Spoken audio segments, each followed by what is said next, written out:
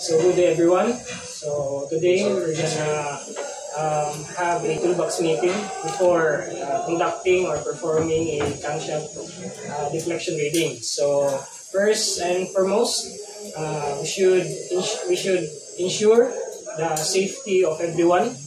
So everyone should before conducting a maintenance or crankshaft deflection reading, everyone should wear proper protective equipment. Dapat naka-helmet, proper clothing, safety glass, safety boots, safety shoes. Dapat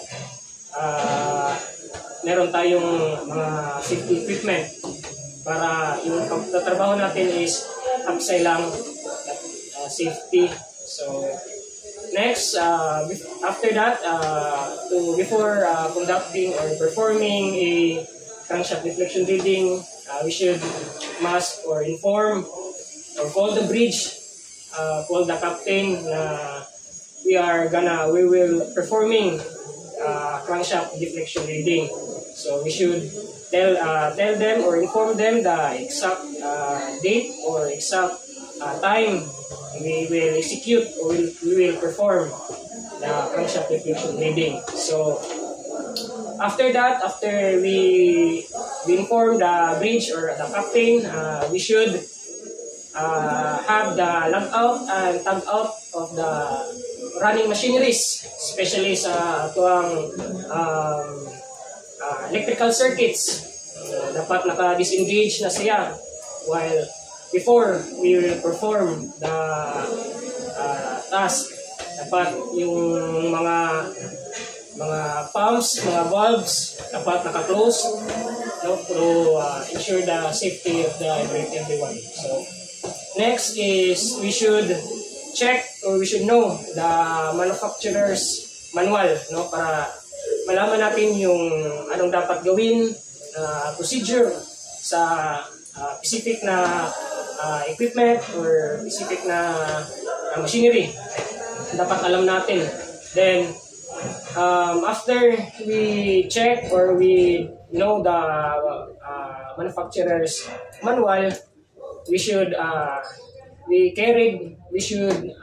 also check the proper tools and equipments that must be needed to doing the crankshaft deflection reading. So dapat in performing, dapat meron tayong mga spare parts or tools na meron tayong ipapalit kung meron man sakaling nasira na mga components sa ating engine.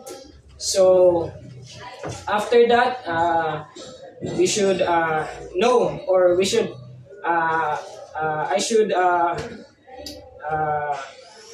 we should do our task accordingly. So ikaw, Mr. Gayaw, you are the one responsible for opening the indicator cocks and the crankcase door. Then you are the one who will engage and disengage the turning gear or the bearing gear. Then you, Mr. Camarines, you are the one who will attach the dial indicator, and you are the one who will record the readings of the one. Then next is we should know, or we should have the working permits that must be submitted or must be complied in everyone, so that, like example, we should have this enclosed space permit, because we will performing in the crankshaft.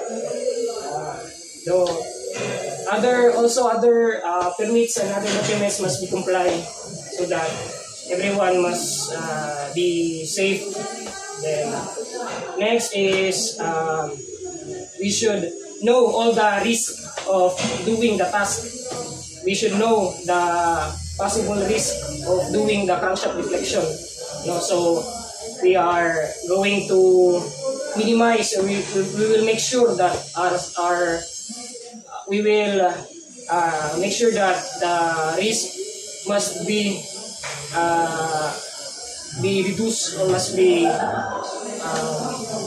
in doing crankshaft deflection reading. So next is documentation. So we should not forget to document before and after doing the crankshaft deflection reading, so that we have a proof that we have we have been performed the specific task. So after we document all the necessary tasks, we should record it in the record book. We perform and this exact date, exact time, we have one. So lastly is we should have this TMS, to have this organized and safe operation of this crankshaft deflection. So okay, that's all for our toolbox meeting.